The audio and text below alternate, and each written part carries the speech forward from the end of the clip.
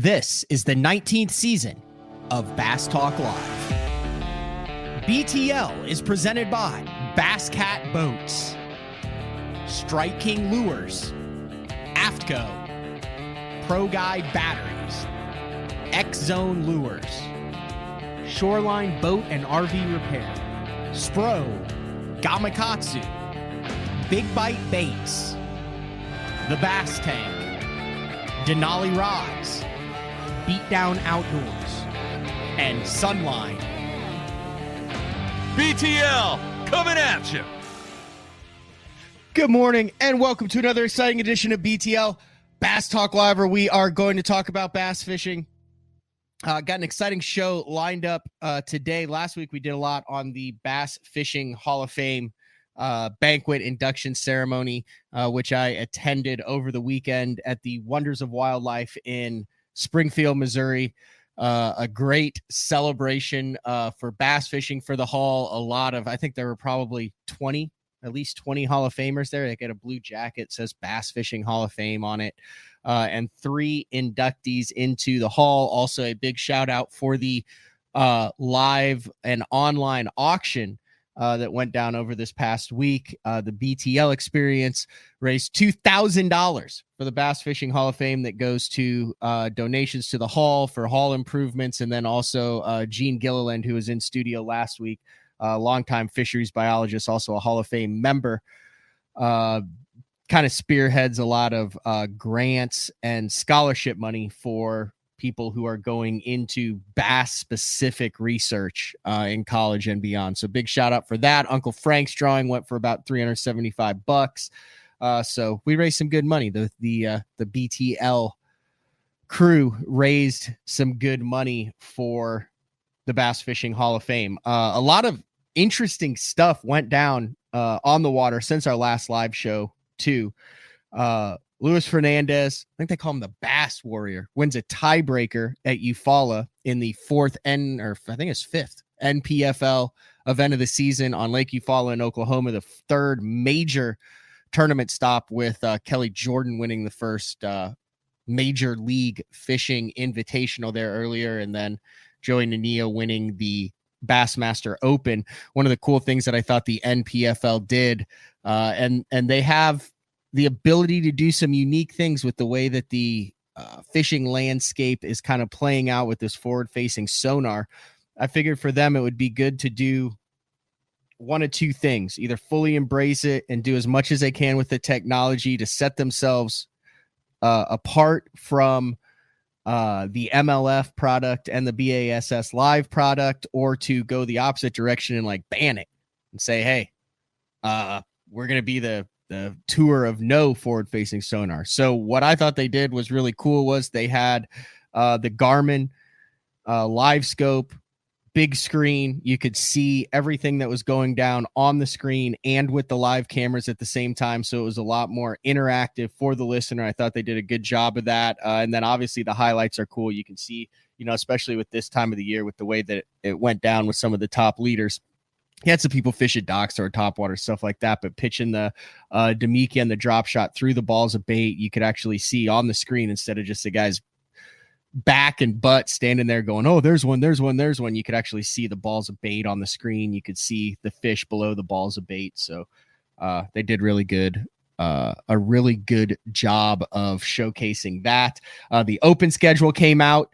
Our guest for the second half of the show, Adam Bartusek, has to be very happy with that. He is a Minnesota guy. Some new and varying fisheries on that for the opens. I think one of the divisions is Lake St. Clair, the Mississippi River out of La Crosse, and then Leech Lake in Minnesota. So Bart, very familiar with that. So we'll not only talk about the upcoming Dick Hiley St. Jude Bass Classic with Bart in the second half, we'll also talk about the open schedule. And then, as if there wasn't enough things that he could qualify for, win, or do, Tucker Smith is one day away from qualifying for the Bassmaster Classic. The college bracket, where they take the top teams, is currently going on Milford, where 8 college anglers group together to try to catch the 6 remaining bass in that lake.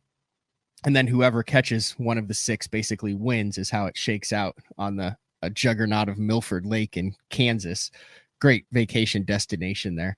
But Tucker Smith has worked his way through the gauntlet, and he ended up not having to compete against his teammate. But if he catches him today, he's like a 3-time high school champion, Wade Middleton's national champion, a collegiate bass national champion, the $1 million All-American winner. Then you throw in the controversy at Eufaula earlier this year, and then he makes the classic. So that'd be a heck of a 3 or 4 years for a guy who, I don't know if he can legally even drink a beer yet. But let's get into today's show. I've got a guest. It's a first-time BTL guest. We love having first-time BTL guests on, and I'm going to grill her about some bass fishing stuff. She didn't know this was coming, but it's Gretchen Simon from St. Jude. Thank you, Gretchen, for getting up. I know extra early this morning and jumping on BTL. Yeah, absolutely, Matt. And thank you for having me. I very candidly will probably fail whatever you're going to grill me on, but I'm going to do my best. Okay. Development advisor for the St. Jude Children Research. And let me just preface this. If you guys have been following BTL, you know last year, Adam Bartusek, who's going to join us in the second half of the show, got me involved in the St. Jude Bass Classic. And just start off by giving a little bit of the background, because this thing was supposed to happen, I think, in the first week of May, and then weather, high water, flooding conditions pushed it back to the first week in October. So this is basically a May tournament in October that will return to the first week of May next year. But a little bit of background, a little bit of history on this tournament and why it is so important, not only to St. Jude, but also to the fishing community as a whole. Yeah, absolutely. So the Dick Hiley St. Jude Bass Classic, obviously we're going into our 25th year. So started 25 years ago. So its founding committee, they started this tournament because they wanted to combine their love of fishing, but also giving back. And early on, it supported St. Jude. It benefited St. Jude. And then Dick Hiley, who is actually one of the founding members on the committee, he was the first one to actually truly start fundraising for the event. So when he passed away, that's actually why they named the tournament after him. And so 25 years later, this year, we raised $1 million, which is really, really incredible. We cracked the $1 million for the first time, which is super exciting. And then it really is just an awesome way. It's a niche sport, right? Bass fishing is. And so this is the only tournament of its kind for St. Jude in the country, which is just, it's so cool to be a part of. And we're just so grateful for, you, Matt, giving us this platform to talk about it. It's been really special to be a part of. So yeah, 1999. I have the timeline pulled up there, and there are other bass fishing tournaments across the country that raise money for St. Jude. I think there's one that might be out of Tennessee. I think there's one up north. But what differentiates this Dick Hiley St. Jude from those that raise money? Those are the ones that raise money for St. Jude. Yeah, I guess the differentiator here is that this is the biggest one for St. Jude. And so, so the other two, they're on a much smaller scale, right? And I think the difference here too is this one has the fundraising minimums that are incorporated in it, and the other ones do not. And I think that's why we've seen the success that this tournament has, is because the fundraising minimums are implemented there. But I always joke that the secret sauce is you all, are anglers. And this is just the most, in my opinion, the most dedicated, the most passionate group of people supporting this mission. And I think, again, that's why we've seen such success, is everybody is bought in to the mission of St. Jude and supporting it. It's an interesting strategy that's been extremely effective in raising money. And I would encourage other tournaments to copy this for charity, regardless of what it is. But explain, it's basically the top 10 that fundraise, and you can do it any different ways. I went up to Minnesota. We had a deal at the Giesenbreiser Brewer House, however you say it. And then we also sold BTL t-shirts. We were just shy of $10,000. But if you're in the top 10, and there's teams that raise like $100,000, like $40,000, $50,000 for this deal, that locks your takeoff position then for the event. And then the rest of it's determined takeoff on how much you raise. And then isn't there a minimum or something like that? There's all sorts of stuff that really incentivizes. Is that a word? Incentivizes raising money for St. Jude. Yeah. So in the very early years and up until probably the last 10 years, there was actually not a fundraising minimum. And so it was really just like, fundraise what you want. It's still going to determine your launch order. But then when we implemented that fundraising minimum is when things got really interesting. And so on top of an entry fee, which is $350, there's a $500 fundraising minimum. And then we kind of work up from there. And so there's a $1,500 fundraising minimum then for the multiplier or the bonus, as you see on the screen there. And then this year we've got our $25,000 first place payout. And so in order to qualify for that, if you win the tournament, you've got to raise that $5,000. And so, yeah, it's gotten really competitive. Like you said, this top 10. So our top team this year, Jamie Gibson and Lonnie Peterson, they raised $166,000, which is absolutely incredible and insane at the same time. But yeah, then that top 10, they get to stay in that top 10, regardless of how they fish on day one, which is also, I think, really cool. They've earned those spots. And then day two is then, boats 11 through the end based on how you fish on day one. Is there anywhere online that shows that? Oh, here's the top teams right here. Let me see if I can get this. I don't know if I can get that pulled up, but yeah, it's insane the different ways that everyone goes about raising money for this tournament.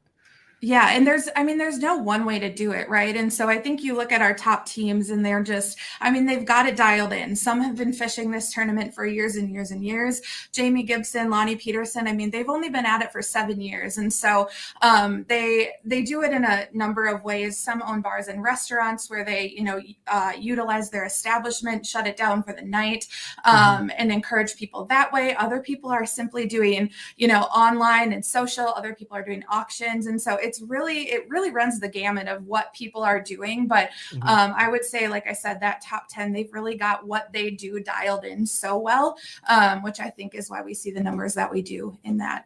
So it's got to be like right close to 7 million then with this year. I'm sure you'll have the actual number when Fat Cat does the dinner and stuff. But I'm doing the math with what we've raised this year, and it's got to be close to 7 million total. Yeah, we're just over 6.8. So definitely knocking on the door of 7 million, which is crazy. But also, like I keep saying, it's just so cool. This is such an incredible event of just like literally the most passionate people.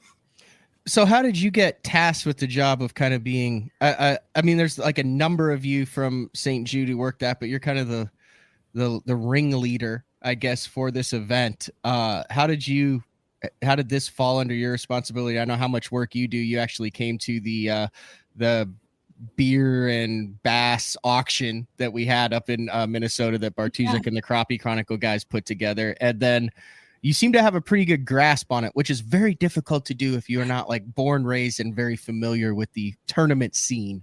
Yeah. Well, I appreciate that, honestly, Matt, because I've had to learn a lot. I have learned a lot. I would say I still don't know nearly as much as I probably should. I've gotten the crash course in bass fishing. But I've been with St. Jude. It'll actually be 9 years in November, which is crazy to think about. And when I started at St. Jude, my first May tournament that I went to obviously was 2015. And my colleague Melissa at the time was leading the event. And I saw it for the first time and I was like, wow, I really one day hope I can like work on this event and lead this event. And so I supported Melissa through 2018. She took a new position at St. Jude then, and then this tournament fell into my lap, which is great. I would say since then we've been in, I would say I haven't had a great run. 2019, we had to cancel due to floods. 2020, 21, we are navigating a pandemic. Last year was my, I would say, first real good year of no crisis is what I always say. And then of course this year we were so excited for the 25th. Obviously we still are, but Mother Nature had other plans for us. And our poor host city of Wabasha was literally underwater the week before the tournament. And I was like, guys, there's just no way this is going to happen. So we deferred to October and it's going to be a great weekend. Do you know how many teams you have registered? I think we're at 76 is I think where we're at. We've had a few ended up dropping just with the reschedule. But I think we'll be fishing with 76 this weekend. And maxed out is 100. Yes, correct. Yeah. And we definitely, needs to be 100. Like I said, I've said this before. This needs to be like a vacation weekend or week for people, especially. And we'll talk to Bart more, unless you want to talk about the dynamics of largemouth and smallmouth fishing out of those pools on the Mississippi. I mean, if you have any take on that, feel free to opine on that, Gretchen. I mean, honestly, Matt, I would ask you, I don't know what the difference between small and largemouth fishing are. And so, I mean, I could give it a shot, but I don't think I do well. We'll save that for Bart. If people want to get involved in this, learn more information about it, find out how to donate, how to follow the tournament, and then how to get involved next year. Give us the details on that. Yeah, so our website, stjude.org / Dick Hiley Bass Classic. Otherwise, we do have a Facebook page specific for this event. It is obviously public, so feel free to follow along there. We'll be live streaming like the launches, the weigh-ins throughout the weekend. We'll have real-time tournament results. We've got pictures and photos and videos and everything from last year as well as many years past as well on that Facebook page too. Or you can reach out to me. I don't know, Matt, if you have show notes or anything, you can include my email. I'm happy to answer any questions anybody has. Okay. I will throw that in the YouTube description of the show afterwards. Cool. So one of the other cool things I wanted to get in before I let you go, and we're actually going to run I think you mentioned before we actually had a little pre-show meeting. I was very impressed with myself. We're going to run the 7-minute video that kind of highlights the St. Jude. I think we did that, like you said, in April. Great refresher course, though. You guys do a great job of documenting it both on and off the water, kind of fishing. Like there's a fishing highlight, but then also the human story. You do a very good job of doing that. Is the dinner and the banquet and that kind of whole thing that you do is one of a kind. One of the things that I think everybody looks forward to, and also allows you to highlight through the MC job that Fat Cat Newton does, which he'll be there again this week. Actually had him on last week to talk a little bit about it, but that's a really special evening too. Yeah, absolutely. I think so much of this tournament is a celebration of you all, our anglers. And so, of course, I mean, you all fundraise year round, right, for us. And so we want the tournament to be your celebration. And we know that like the weekend is obviously about fishing, but we do have that special St. Jude moment Saturday night at our banquet. And so this year's obviously, because it's the 25th, we've raised $1 million. It's a really special year. So we've got a family flying in from Michigan. His name is Dylan, and he was treated at St. Jude. He fishing was much a part of his healing journey. He loves to fish with his dad. He actually lives, or his grandparents have a home near Lake St. Clair in Michigan. And then we've also got our chief donor officer flying in, Martin Hand. And so when you have an event that raises $1 million, I mean, it quickly becomes popular at ALSAC and St. Jude. And so he's so excited to come and see it. And we've got a few other surprises along the way. But yeah, it's just going to be a really, really special night. I don't have any direct family members who have been impacted by St. Jude. I did have a cousin who had leukemia who went through that, and she was 3 or 4. And she's good, all good now. But through talking about this just on the show, it's amazing. I've had a sponsor that's reached out, who the owner of the company, his son was directly impacted by and helped by St. Jude. And then just last week, I need to respond to him. I haven't responded, but I got a phone message, and literally, like, I mean, I haven't teared up in years. And this guy was like, man, my name's Cody. I have a 1-year-old. We just went through St. Jude. Everything you're talking about is identical. He's a tournament fisherman, and he was literally got my phone number and was just calling to thank St. Jude and to say that it really resonated. Like, okay, I'll be honest, these are not exciting shows like, hey, Jacob Wheeler's new bait that, you know, you're going to go out and catch more fish. But over the course of the 19 years of doing BTL, there are some shows that I think need to be done to raise awareness and to benefit the industry as a whole with meat and substance. And that's why I do a show like this and why it's important, because I mean, there is, you see everyone in the morning and blast off and they're all ready to go and fish, but you don't know what's going on in their daily life behind the scenes. And there's so many, especially then when you're dealing with kids, to be able to combine both of these, it's freaking awesome. Yeah. Oh, and I think you said it best, Matt. You never know what people are going through. And I think that's the beauty of St. Jude. We have so many people who will say, I have never met anybody directly affected, impacted by St. Jude, but I know that if it were my grandkid, my kid, my niece, my nephew, I'd want to know St. Jude is there, and that's why I give. And I think that's what's so beautiful about this tournament is like I keep saying, you all, these anglers, they pour their hearts and souls into it. And I think it's truly people at their best, right? And I think that's the beauty of the job that I get to do, is seeing people at their best every day. And honestly, the work that St. Jude is doing isn't possible without you all. And so you're spot on. I mean, it's critically important. And I just appreciate you giving us this time on your platform to kind of talk about St. Jude, and for you being a part of it is just, it's a huge win for us. Something really cool that's going to go down in November, and I think it's cleared with Bart. I can mention that. Yeah. I'm going to head to Tennessee and go to the headquarters. It's in Memphis, the St. Jude headquarters. I know Fat Cat's talked about it before, where you walk in and you see, I think it's all the banners of all the countries where all the different doctors who work at St. Jude come from. But this has been over a year in the making. So November 13th and 14th, I'll actually get to go to Memphis and see it in person. Thank you for putting that together, and very excited to see the work you guys are doing there in person, and talk about it on BTL some more. Yeah, absolutely. Thanks for clearing your calendar. I know you're a busy guy. Yeah, it's going to be a great weekend. We're very excited that we're able to host people on campus again. Obviously, with the pandemic, we just had to be really mindful of people in and out of campus. And so, I mean, we're back, we're hosting people, and there's no better way to see your work in action and than being at the hospital. And so I'm just pumped that you were able to make it. All right. Anything else you want to get in here? Otherwise, I'm going to run the little 7-minute video that highlights the 2022 Dick Hiley St. Jude Bass Classic, and then you are off the hook. And then I'll bring Bart in to talk about river smallmouth fishing and the Bassmaster Open schedule.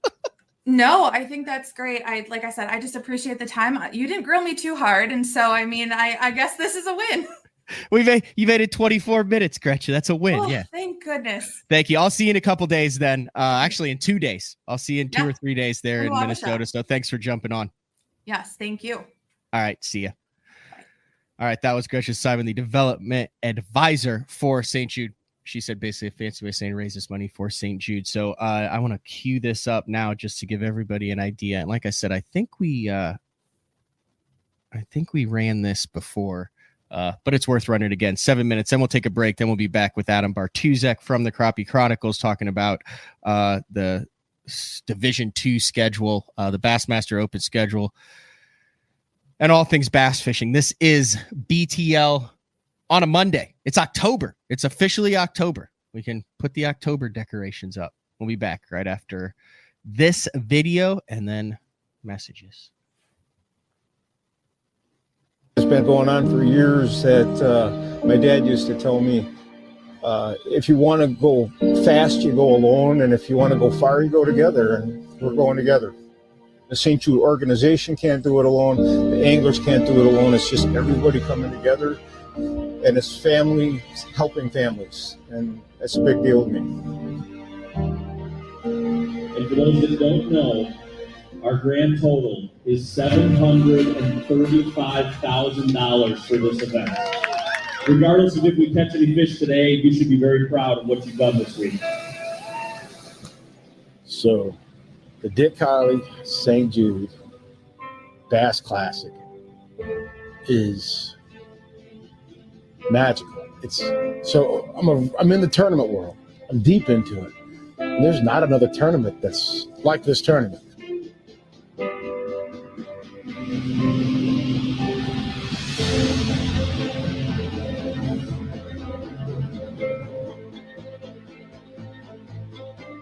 The camaraderie, the brotherhood, and just what everybody's here for. We're raising awareness, raising money, and then it's fishing. Normally it's fishing and there's nothing else.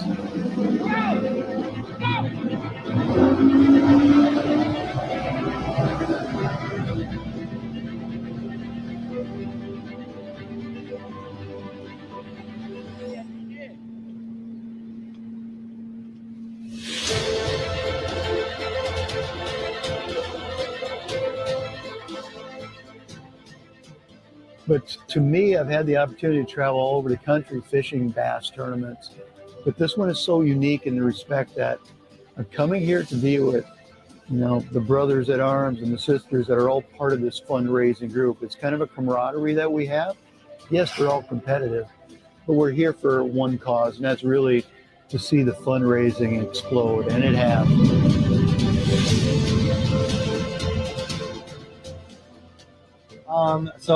Well, I guess for me, yeah, definitely part of it is just the camaraderie that my son and I have. That's my favorite part, is probably talking about fishing with my son nonstop for months. Yeah, I mean, you're definitely nervous. You're very excited. You can't really sleep great the night before. It's just a lot of fun. It's fun getting to talk to all the guys, kind of seeing everyone's strategy, even though, you're just kind of figuring it out, and all your good buddies getting together and kind of hanging out and talking about it. We're here for a good time fishing, but we're here more importantly for a great cause, and that great cause is of course St. Jude's, is to make a difference. The Saturday night has always been a banquet night for us here to celebrate this, because we get a chance to meet families that have been truly affected by St. Jude's, the support that they've received, what it meant to their lives and their families. We were given time, which is the greatest gift that anyone could give to our family. They never sent us a bill, which gave us the freedom to not have to choose between paying our mortgage or taking care of our child's treatment. There hasn't been a banquet that I've been to that I leave dry-eyed. It's a very powerful thing to be involved with in that regard.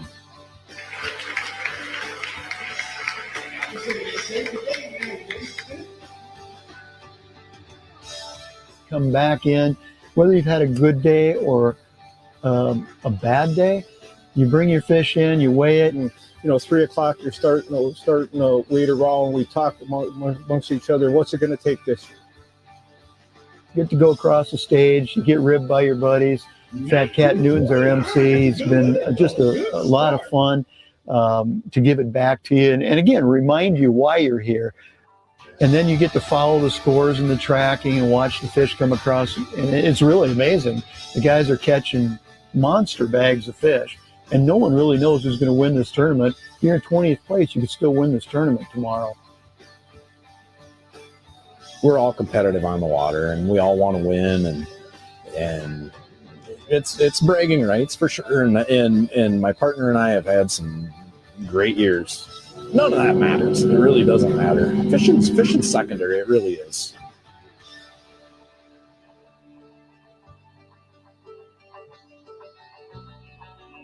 Don't be afraid to try. We were a little skeptical at first too. Like, how can we do it? How can we do it? The St. Jude team, tons of help, gave us lots of pointers on how we can do it, and just worked out really well for us. Don't be afraid to ask people. Go into businesses, talk to them. People. It's such a good cause. People are not afraid to donate for something like this. $500 is not hard to come up with. To be able to fish, you have to raise $500, and that is, you'd be amazed at how many people want to give to St. Jude's.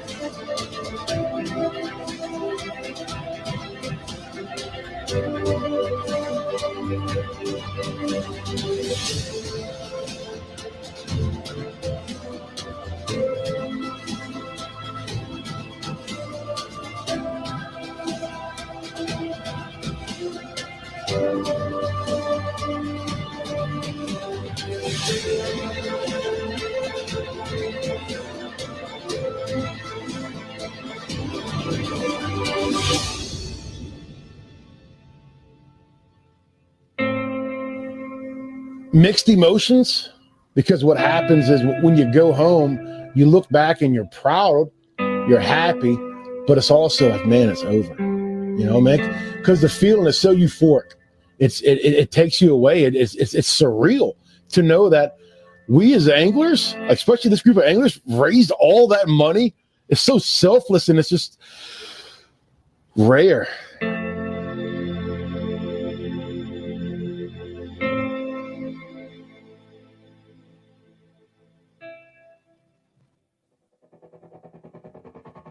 The new Puma STS has been redesigned from the ground up. With the angler, design, function, and performance in mind, nothing on this new offering was compromised, and the only thing carried over from the previous version is the name. Based on the Soft Touch series hull that started with the flagship Jaguar, this new model is nimble and performs incredibly well at all speeds with either a 250 or 300 horsepower engine. Featuring a new 96-inch wide-body footprint, this hull measures out at 20 foot 7 inches in length. Industry-leading design coupled with tournament-winning performance. The Puma STS from Basscat. Feel the rush.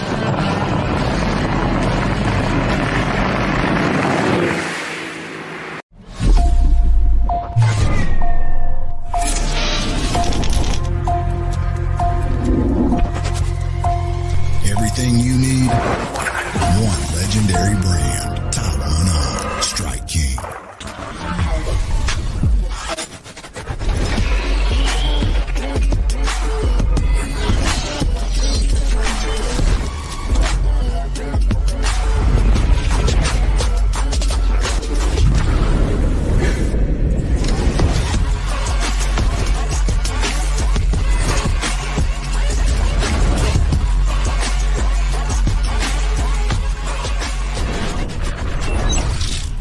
Shoreline Boat and RV, dock rash, storm damage, collision repair, that deep scratch or gouge from trying to access that secret creek. Shoreline Boat and RV can get your prized possession back in mint condition and looking good on the water, fast. All repairs are done in-house, so they're able to get your boat or RV back to brand new, quickly. All Shoreline's work comes with a rock-solid warranty. Find out more at ShorelineBoatandRV.com, Kansas City, Austin, and Tulsa. Elite Series Pro Daryl Gleason here. My Pro Guide batteries keep me going on those long tournament days and long practice days. Always plenty of juice, never fail. The best part about Pro Guide batteries, it's the people behind the company. They have over 40 years experience in the battery business, keeping all of us fishermen out on the water longer, catching more fish. Check them out at ProGuideBatteries.com. What's up, Bass Talk Live fans? Brandon Polnick here. And ever since I won a couple Bassmaster Elite Series events on X-Zone Lures, I've been getting a bunch of questions of what makes them so special and different. And really, the truth is, it's in the details. The little details, things like no cheap fillers in their plastic. That gives you more lifelike action, more realistic and vibrant colors. But don't just take my word for it. Go to www.xzonelures.com and check them out for yourself. All right, welcome back to BTL on a Monday. Let's bring in the second half of the St. Jude Bass Classic team for this year.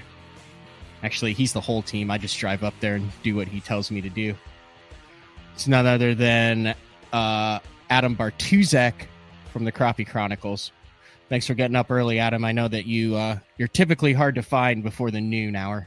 Yeah. I've been editing a lot lately, but had to hop on. Got to get ready for tournament week. It is also nice. You have a well-lit studio now and a microphone, mainly in part, I would imagine, to the Pass the Barb podcast that you have been doing now. Yeah, heck, are you almost a year into that deal now? Yeah, we're rolling into about a year. Yeah, that's been a lot of fun. That we've had a lot of fun with that. Who do you have? Pincala, Honor. Yeah, so we got rotating guests. Yeah, we got Ryan Pincala, who's a wild game cook and does the Crappie Chronicles with us. And we got Cody Honor, who used to fish the FLW Tour. And then Will Stolsky, who is a trout guide out in Montana, up in the mountains in Alaska.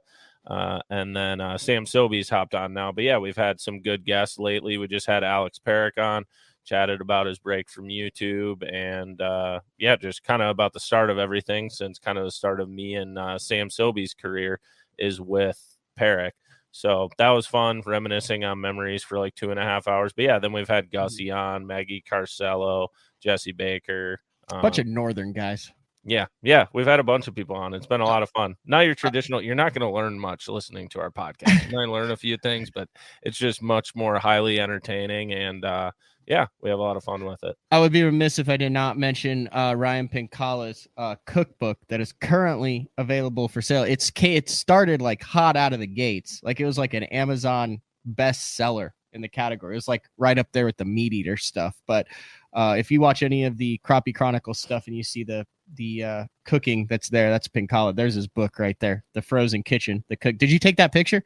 No, but actually, funny story about that picture is we were out filming a show and Pincala had that fish hooked up and he was like, yo, I need to get a cover photo for the cookbook for this. So he started taking it. And like, if you could see the reflection in that fish's eyeball, which you can't, but there's a game warden right there sitting there looking at us like, what are you doing? Oh, and so that wasn't added extra. There's actually a fork and a knife next to the hole. No, fork and knife was added later. However, we had to okay. get the picture of the fish like that for it. But yeah, then the game warden came over and we were obviously fine, had our licenses and everything. Yeah. But he was so confused why for like 2 minutes we were trying to get this picture like that. How many years have you done the St. Jude? This is probably my 5th now. It's kind of a little scattered. Like I did it earlier on when it wasn't probably when it was around $100,000 to $200,000 raised, and then one in the middle, and then now. So yeah, I've done it a couple different times. Have you noticed a big difference just in the growth of that tournament from the first couple times you did it up until last year? Yeah, obviously there's been growth and improvements every year. One thing you've said a lot that I agree with is it's one of the best run events I've ever been to, and it's kind of been that from day one. The fishing is always interesting depending the time of year, if it gets rescheduled or if it's in the spring or whatever's happening. But yeah, in terms of the event, it's been really cool to see how it's developed. And now, like Gretchen said, with it being in the $1 Million Club, I would not doubt for more even better changes coming in the coming months. I'm excited to get up there. I'm going to read a portion of the text message conversation we recently had. I mean, if you're listening to BTL to get tips for the Dick Hiley Bass Classic, you're already behind the 8 ball. So I don't care. I mean, it's pretty well known that some of the techniques are going to play in the fall. Yeah. But I would just like to let people know that I occasionally do man up. So Bart, who plans on catching him, and I plan on catching him with him, he said, do you have extra split rings? If we're throwing top waters, we might need a double split ring or use braid split rings. You lose so many of these river fish. My response, I just crank them in and show them who's boss. He said, you ever tried to do that with a 4-pound river smallmouth? He's in 1.5 foot of water and only has one way to go. I said, yeah, I manhandle them. They respect me. He said, what size split rings do you buy to double up on the top water or lipless? I said, I never do that. Yeah. No, I told good buddy Wyatt Stout about that conversation, and he was like, yeah, Panger's in for a rude awakening. I hope I am. Last year was wild. I mean, I had a how big was it? 586 or 566? Yeah, it was 5 3/4. It was almost a 6-pound smallmouth slacklined me right at the side of the boat. Tail walk 3 times. Bart got the net under it in about 2.2 seconds as the jerkbait went flying out of its mouth. And it was our big bass for the tournament. So I'm looking forward to it. But it is going to be different up there, I guess, with low water and fall. Yeah. I mean, the water, you're not even going to recognize the place when we go start running around. I mean, the water's low, really low. This is a time of year where you can ruin stuff down there, but it's also the time of year where the feed bags really turn on and it can get really, really special. We're not going to be Carolina rigging like sand current stuff like you attempted to last year. That's actually primarily what we'll probably be doing is fishing sand current stuff, but or wing dams. There'll be a lot of wing. Do I have to throw a Carolina rig? You can. It's a good bait to throw, but it's a lot more moving baits this time of year because they're starting to gorge on shad. Carolina rig's a good way to pick up a big bite or two, but it's a lot of your swim baits, traps, square bills, topwater spooks, chatterbaits. I mean, you name it, they're eaten. So you just try to figure out something that's like a shad and throw it where they are. The biggest problem is how shallow it is. So you're kind of thinking of all the baits you want to throw, and you don't have a lot of room to work with. Hence the top water and losing a lot of fish. All right, let's get into the Bassmaster. Before we do, we are going to go live 8:30 p.m. Is that late enough? Will we be off the water and be able to be back and like do everything by 8:30? Or does it need to be like 9 Central? Because I can change it. I can change it for the next couple hours here. No, we'll probably be good in the afternoon. Okay. The sun sets here at like 7 o'clock. So. Okay. 8:30 p.m. on Wednesday night. We will be live from Wabasha, Minnesota, talking about the St. Jude and about practice with some northern guests. Do you think we can get that? Is it Scott Bonham? Isn't he like a absolute like legend up there?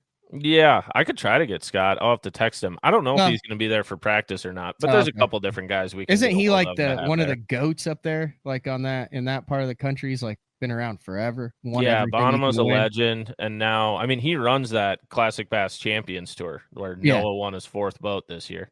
So he runs that, and then Paul Newman will be fishing. He's the tournament director. Newman won some of the first Judes that ever happened.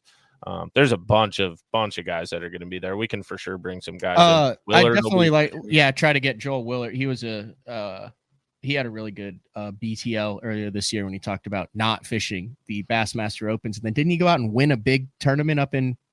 Yeah, he won a Champions Tour event. Yeah, he'd be great to have on because him and I have been chatting all summer, and he was talking about how much fun he had being back home and how he remembered he really does like fishing compared to the gauntlet that is the Opens. It kind of kicks you. I told him that you told me to bring a golf glove like Paul Elias did on Falcon Lake when he set the record, I think in 2008, so that his hands weren't raw because we're going to be doubling up on 5-pound river smallies basically every cast. You don't want to get that bass thumb. I hope they're biting that good. I was talking to a few guys actually, and the big ones are biting, but they're very scattered. But I think we have a pretty wicked cold front coming in. I know you were looking at the forecast, and that it's going to snap them into eating. It's just if it's fast enough or not. All right. Like I said, stay tuned to basszone.com. And I'll also post some stuff on my Instagram account at Matt Pangrak. Let's touch briefly on the Bassmaster Open schedule. Every year when the schedules come out, you have people who feel like they have been shafted. You have other people who feel like the schedule is specifically designed for them. And I will say, just looking at this schedule now, the details haven't come out. I don't know how much it's going to cost, what exactly you have to do. I think there's going to be some interesting twists and turns to this as more and more info comes out. But we have the 9 event schedule. Division 1 is Okeechobee, Santee Cooper, and Lake Hartwell. Division 2 is Lake Washita, Logan Martin, and Lake Eufaula in Oklahoma. And Division 3, which is the one I'd like to talk with you about mainly, is that they finally did the old Midwest division. It needs to be sponsored by like Casey's gas stations, and Quick Trip, Culver's, and Kohl's. Yeah, Kohl's department store. Yeah. July, August, and September, Lake St. Clair, Leech Lake, and the Mississippi River. For the first time out of La Crosse, for the first time that I can remember, 3 true Midwest events with an actual event in Minnesota. And it's been decades since Bass has been to Minnesota for an open or invitational style outside of a Mille Lacs Angler of the Year special. Yeah, the only one I can think of is on Minnetonka back when that was FLW when Moyno was winning, but I think there was a couple of them there way back in the 90s, but early 2000s, maybe. I mean, honestly, there hasn't been anything in Minnesota in a long time, but yeah, that like you were talking about, some people feel like they get shafted with the schedule or whatever it is. And I saw some of those comments of people being not pumped they don't get to go to New York. And I was like, Oh, pity, you have to drive 24 Will hours they to catch come them to at Leech? Minnesota, because we've been driving 24 hours Yeah. to the Northeast. But yeah, dude, Division 3 next year. I saw someone with a comment online, and I agree with this. You better bring some Band-Aids to Division 3, because if you're going to do well, your thumbs are going to be bleeding, because that is a really good schedule, and the fish are going to be biting. And yeah, everyone wants to know about Leech Lake. So what do you want to know about Leech Lake? Because I'll probably be fishing these too, but we can. I mean, is it big and good? And can you catch everything there? Like, I mean, It's no really one knows. big. I mean, we just hear Leech Lake. I thought of it as a walleye fishery. Yeah, so it's a phenomenal walleye fishery. So yeah, it's over 100,000 acres, I believe. It's one of the biggest lakes in Minnesota. The thing about Leech that we always talk about, it's probably one of the meanest. It might be, it's definitely the meanest fishery I've ever been to in terms of waves and getting around. It eats you alive. There's nothing like Leech, and anybody from Minnesota will tell you about that. But in terms of the fishing, it is very, very, very good. It is phenomenal. And as people dive into their research online, they will see, and I think this is when Bass kind of got really intrigued with coming to Leech, is the past few years, our Minnesota Bass Nation Team Trail and the state tournament actually was there this year. And you now were allowed to weigh smallmouth. For a long time, it was not known if they were spread throughout the lake or not, so they did not want them transported. But then 2 years ago, they were like, yeah, you can weigh them now. And we kind of saw what has started to happen. What's cool about Leech and the smallmouth out there right now is a lot is not really known. It is very new because people have not been doing it for a long time.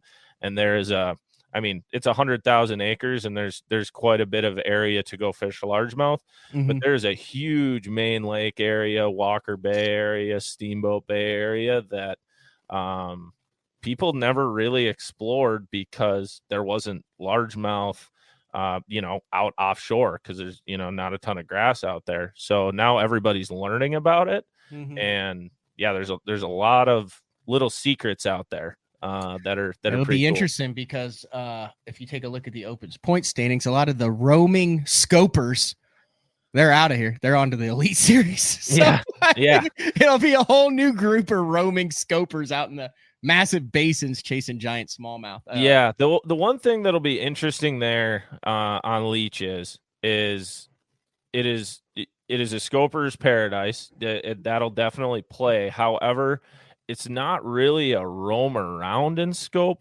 place. And the wind always blows on Leech, like always. So, I mean, dude, even if it blows 7 miles an hour on Leech, it gets pretty difficult to like move around just on your trolling motor. Anything over 10 miles an hour on Leech starts to get frisky. And if it blows one day, dude, I'm telling you, if it gets up to 20, I've been there for 2 tournaments when it's 20 mile an hour now, that place gets scary. Like, it legitimately gets scary. Yeah, there's a lot of fisheries on here that'll be weather dependent. Okeechobee and Santee Cooper, Lake Eufaula in Oklahoma, and then obviously St. Clair and Leech. So over half of the schedule is going to be a real mental game when it comes to weather. A couple other things that I wanted to point out. Well, Panger, I'm going to say about Leech too. The one thing that's cool about Leech compared to everywhere else people have gone, the largemouth very much will play. Like, it's Big not northern just a strains. smallmouth tournament. Like, it's for 3 days. It is going to be a pick and choose your battles. The smallmouth are up there and they've gotten a lot of notoriety, but as a lot of people will tell you, they are not the easiest to find. There is a lot of structure and it is very intimidating, and it takes a long time to find. And there's a ton of walleyes. So like you're going around scoping, it's very hard to find the actual smallmouth. But the largemouth fishing out there, that's what put Leech Lake in the Bassmaster like top 100 lakes for a long time, was the largemouth fishing. So that will be a big part of it as well. Yeah, it's kind of going to be one of those true ones where you pick smallmouth or largemouth. Obviously there's going to be people who feel one or the other will be better, but it's going to depend on the weather. It's going to depend. Nobody knows how many boats like that will affect those smallmouth and largemouth up there. But I mean, I would it's gonna be big bags, and especially that time of year, it's just gonna depend. Does the wind blow or not? Because if the wind blows on Leech, it gets small really fast. A couple other things I want to point out. Okeechobee, that's going to fish really small in February with what's going on there with the high water and holding the water and the dirty water, because basically if they pump the water out in the coast anglers get upset with the red tide, and it's a interesting back and forth. So I think that'll fish pretty small. Santee Cooper has potential to be really good. Obviously Hartwell. I'm very looking forward to Hartwell. Washita in February. Yeah, I know nothing about that. What do you know about that? I know that could be an ice bowl. If you're going to go to Washita, it's better to go there than the heat of the summer. But I'm assuming a jerkbait and a Demiki rig and a spoon are going to be the high-end priority in February. You might have Logan to get Martin's ice fishing baits. Logan Martin's 17,000 acres. It's a tiny little lake. I have been on Logan Martin, actually. Me and back when I was filming and following some Elite Series guys. Oh, I didn't fish that long. Me and Gussie just went out there to film some content. Yeah, so that'll be interesting. And then hopefully we'll hit St. Clair good in July. So you're getting up there. You're starting practice on Tuesday. Tomorrow morning, like I said, I'm leaving today. Tomorrow morning, I will be live at 8:30 a.m. from the Omnia Fishing Headquarters. And then I will link up with you. We got the cabin Tuesday night.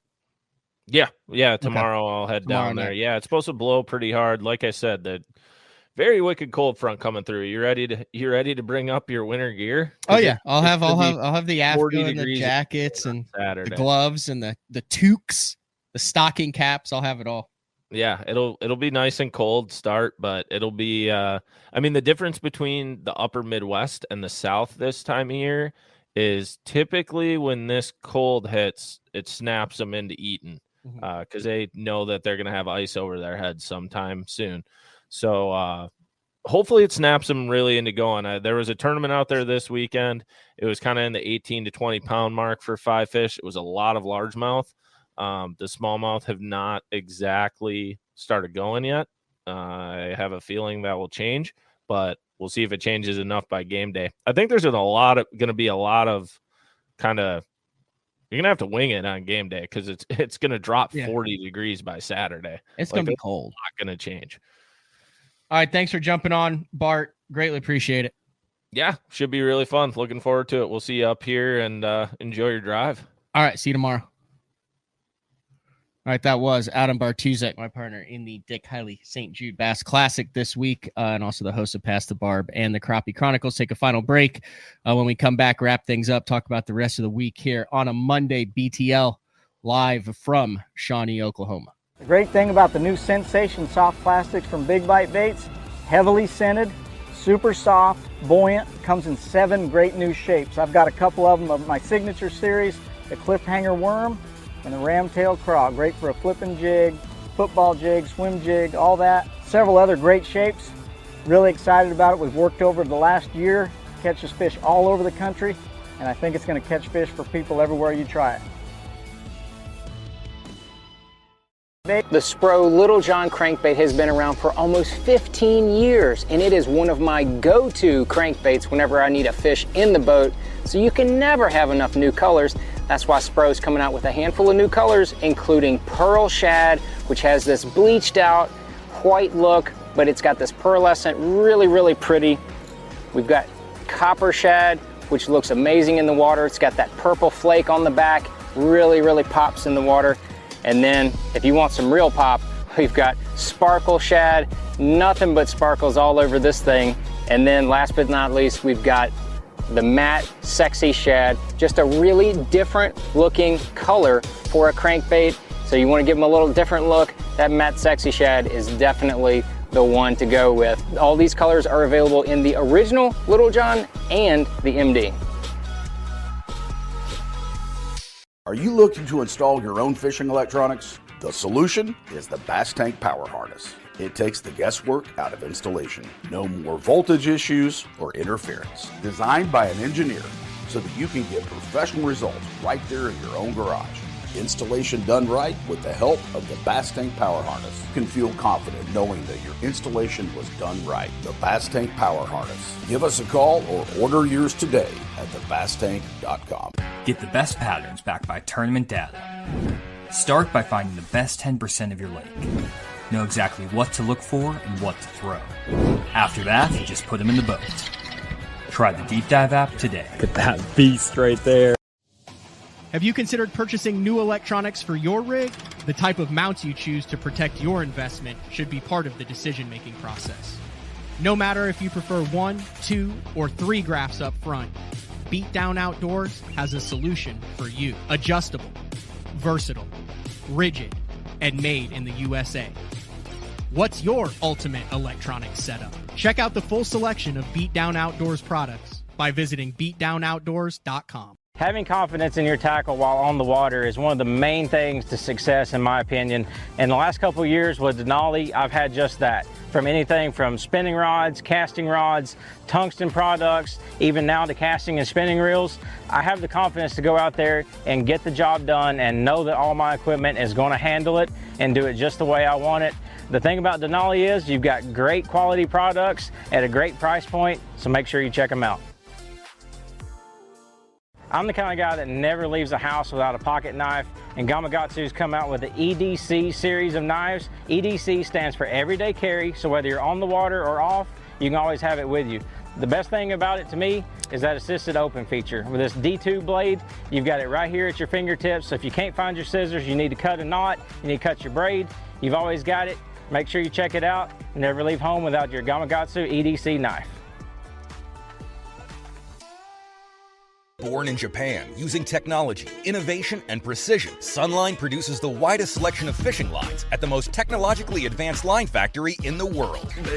Manufactured at the strictest tolerances to produce victories at the highest levels of tournament bass fishing. From household names like Christie, Swindle, and Cruz, to young guns like Cook, Logan, New, and Welcher, they all trust Sunline to take them to the top of the leaderboard. Choose the line that will give you the strength to guarantee your confidence. Sunline. All right, welcome back. Wrapping things up here on a Monday.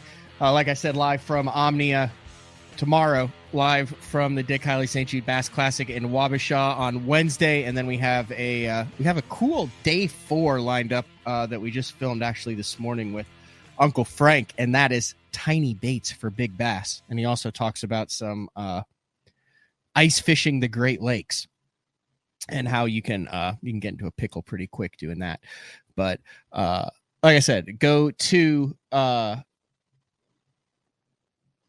Dick Hiley St. Jude Bass Classic. I always get to the website just by typing in Dick Hiley Bass Classic, Hiley Bass Classic at stjude.org / Dick Hiley Bass Classic. And you can keep up to date this week with everything that's going on there, the standings, the event details, pictures, stuff like that. Also, a big shout out to Adam Bartusek. I promised next week, after I'm back from this, we will have the schedule makers from BASS on. We had the schedule guys from MLF on that came and talked about the BPT and the invitational schedules, and we will get on to talk about the Bassmaster Elite Series and Open schedules, how those came to be, what's missing, what's included, and then we have a very exciting November planned in addition to the BTL and St. Jude trip on the 13th and 14th. We're gonna have debate weeks on BTL. We're gonna have 3 or 4. Basically at the end of this year, when we were talking about with Kevin Van Dam's retirement, and then there was a post by Timmy Horton who talked about, he gave his top 15 anglers of all time and stuff like that. And I was like, all right, we're going to do this the right way. So we're going to get historians involved. We're going to get current anglers involved, past anglers. We're going to develop a criteria for it.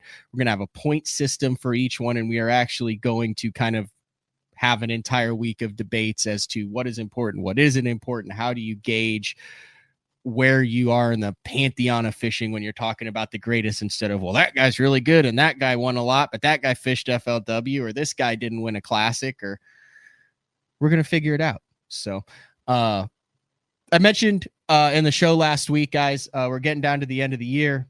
if you guys are watching this on YouTube and you are not subscribed, it does help the show out big time. You have to get just a Google account. You can log in, subscribe to BTL. You can click the bell notification when we go live at different times. It gives you the opportunity to jump on and catch live shows when we do giveaways and things like that.